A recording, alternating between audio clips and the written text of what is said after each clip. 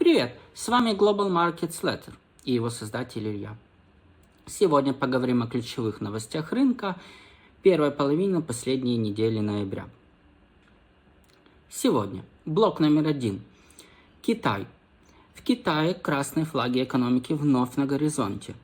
Большие проблемы в рынке недвижимости. Блок номер 2. Бюджетные проблемы Евросоюза. Вновь обсуждаем. Блок номер 3. Ирландия – уязвимое звено безопасности всего Евросоюза. Блок номер 4. Лудоманы с Уолл-стрит. Итак, начинаем. Китай. Инвесторов основной китайской компании Vanke не могут убедить в том, что Vanke избежит своего дефолта. Vanke, которая находится на датировании китайского государства, испытывает вновь огромные проблемы. Акции компании находятся на минимумах. Банды китайской компании находятся на таком же низком уровне, как год назад, в апреле месяце. Почему так? Китайская экономика, несмотря на свой сильный потенциал и на то, как они развиваются, имеют слабое звено в рынке недвижимости. Рынок недвижимости все растет и растет в прямом и переносном значении.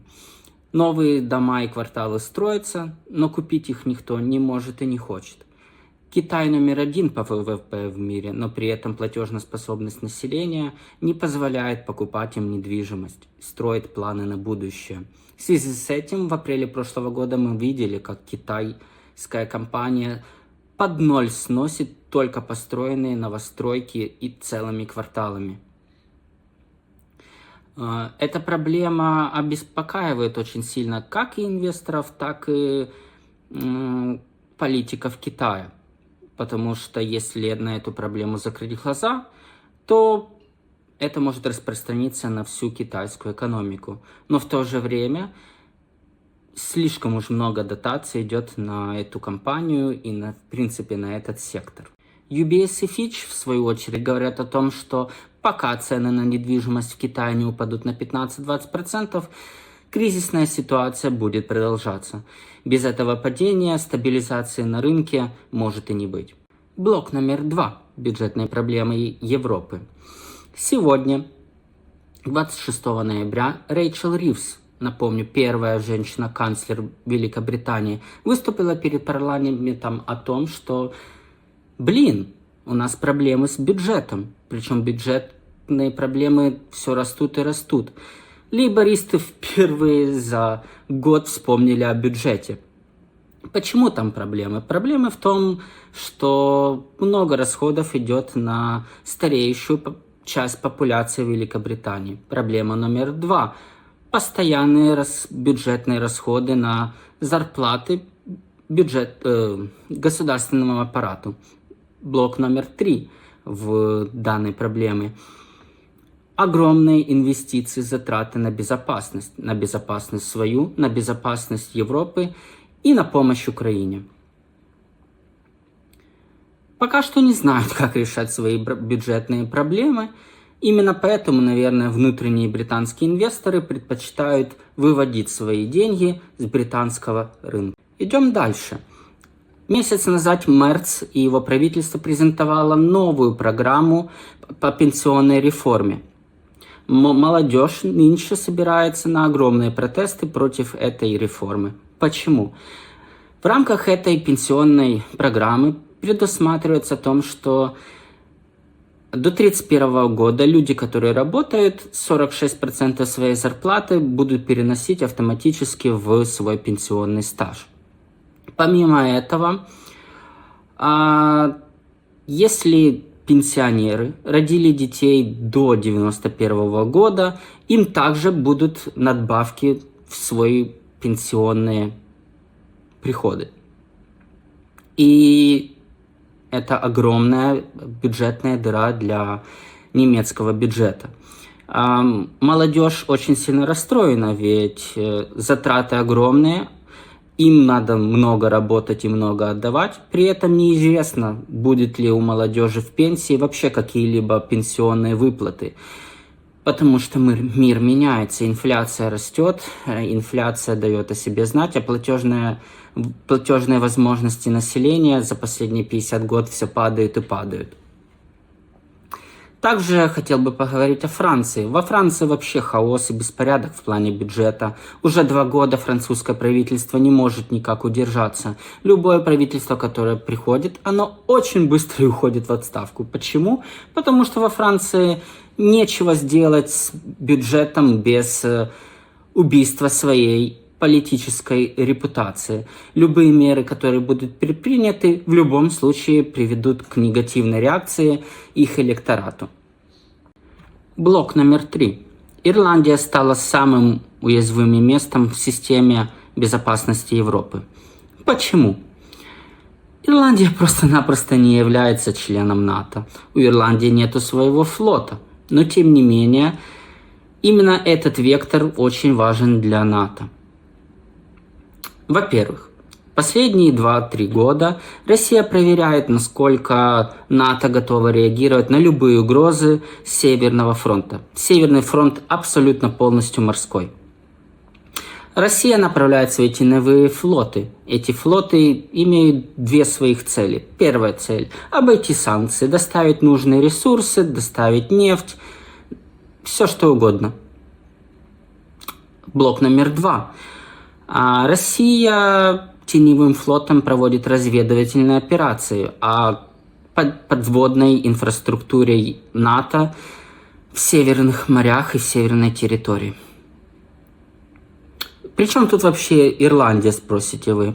А Ирландия при том, что им самые первые кабели с Америки, которые проводили интернет и телекоммуникации, позволяли в принципе по телефону разговаривать Европе и Америке, были проложены именно через Ирландию, самый ближайший путь. Эти кабели до сих пор функционируют. Хоть, в принципе, НАТО и европейцы диверсифицировали эти кабели и начали их прокладывать ближе к Франции и к Великобритании, но, тем не менее, важные кабели остаются на пути к Ирландии. Именно эти кабели помогают функционировать интернету и телефонии в самой Ирландии и в северной и центральной части Великобритании. Также этот поток идет и в Норвегию. Посмотрим, что будет дальше. Ирландии пора, наверное, задуматься о своем флоте и о своей безопасности. Возможно, все-таки партнеры помогут в этом Ирландии, потому что Ирландия это все-таки больше финансовый и экономический центр, чем военная страна, которая готова защищать свои морские территориальные воды. Ну и не только. Блок номер 4. Лудоманы с Уолл-стрит. За последние 2,5 дня фондовый рынок Америки показал рекордный рост. Каждый день росли на 3%. За последний год таких темпов прироста в день в принципе не наблюдалось. Почему так? Инвесторы резко начали оценивать о том, что Центральный банк Америки понизит свою процентную ставку в декабре, да и в принципе пересмотрит свою политику, что нужно поддерживать процентную ставку на текущем уровне. Также рынок начинает оценивать то, что глава ФРС скоро покинет свой пост, а новый глава ФРС будет назначен президентом Трампом. Трамп же в свою очередь максимально за то, чтобы процентную ставку понижали как можно больше. Так вот, повысились индексы. На Уолл-стрит начали говорить: слушайте, ралли будет. До Нового года будем расти, как на ракетном топливе. Также стоит пересмотреть свои прогнозы. Поэтому на следующий 26 год они поставили цель основному индексу S&P 500 7500. Напомню, что в данный момент индекс находится на показателе 6800, то есть прирост более 10%. инфляция отдыхает. Почему лудоманы? Потому что мнение у них меняется каждые 2-3 дня. На прошлой неделе, в начале недели они говорили о кризисе. В середине недели они говорили о том, что все нормально. А под конец недели опять заговорили за кризис. Сегодня, после 2 дней прироста, вновь говорят, что все будет супер. Это недопустимо. Нельзя менять свою точку зрения о экономике каждые 2-3 дня. Все-таки серьезная организация, серьезные деньги. Несерьезно. Несерьезно. Безответственно. Вот и поговорили о основных новостях первой половины последней недели ноября. Ставьте лайки. Если что-либо было интересно или есть вопросы, пишите. Доброго вечера.